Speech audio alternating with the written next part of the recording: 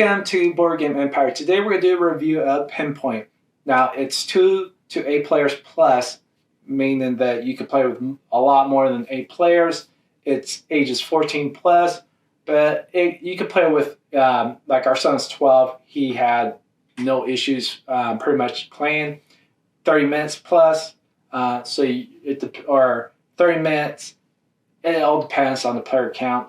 It could take a lot longer than that. But we play the 1 to 100, which pretty much you're picking out cards and then you're determining rather like you have to grab these cards, you roll. So I got 1, so it would be 60.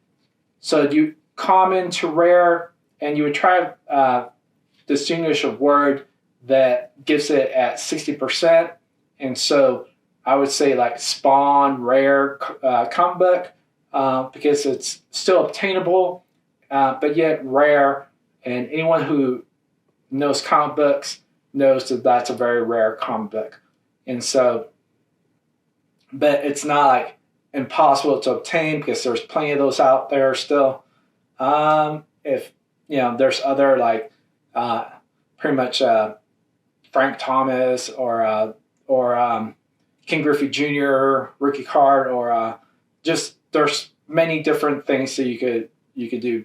Baseball cards, football, collectibles, things that whoever you're playing with would be able to guess. And so that's pretty much how that aspect of the game is played. And that's what we play is 1 to 100. But this game does have 1 to 10, at least in most.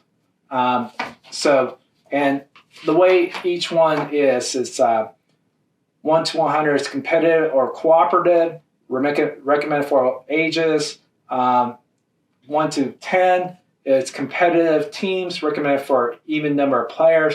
Least to most is competitive, recommended for large groups.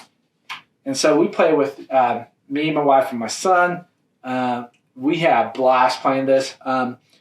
There's very few party games that we actually enjoy. This is one of the few.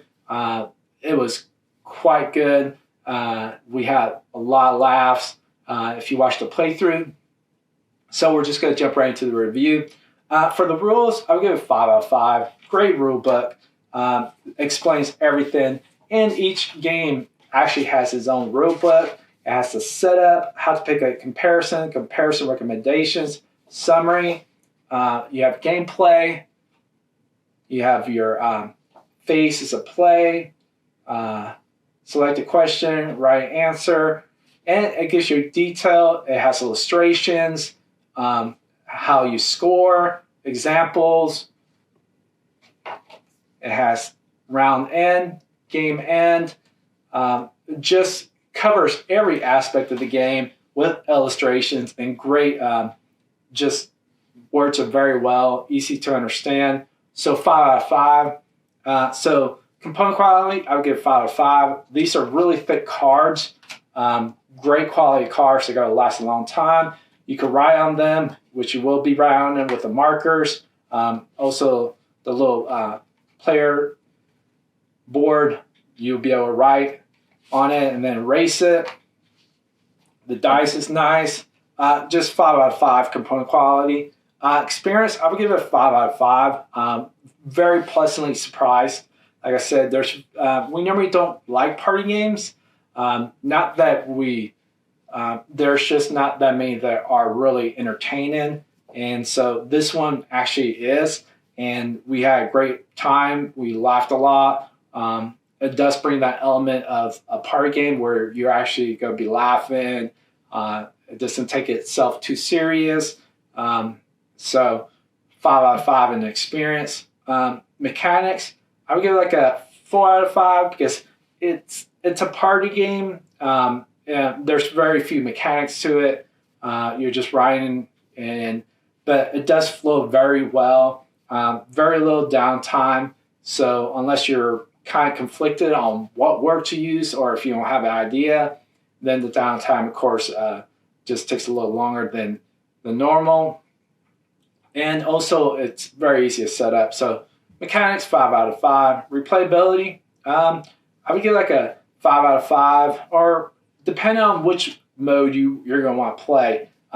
We played the 1 out of 10, or actually we played 1 out of 100, and so we played with us, 3 of us.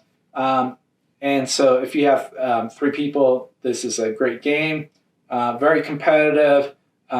You'll have a lot of laughs. Probably, come up with some memories that from past, like we did. And so great replayability.